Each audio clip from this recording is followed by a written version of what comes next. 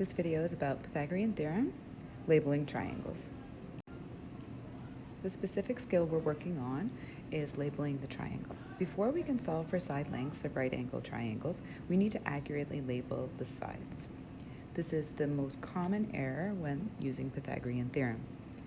A and B will represent the legs or the short sides of the triangle, and C will represent the hypotenuse, the longest side, which is always opposite the right angle triangle. The first thing we're going to do is always label the hypotenuse.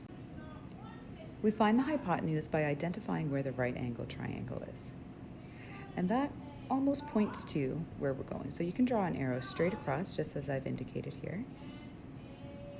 And your C, your hypotenuse or longest side, will always be located opposite.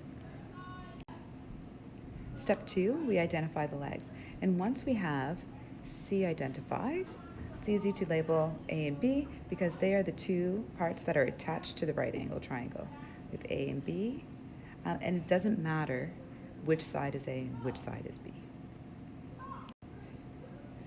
Your assignment is a Google Slide interactive. And what you'll have to do is you'll have to physically move the arrow and label the sides accurately.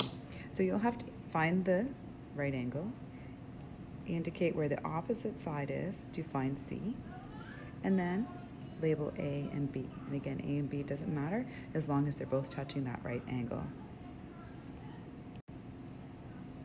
So this will be a completed question, what it looks like after you drag and drop those pieces. Good luck. Let me know if you have any questions.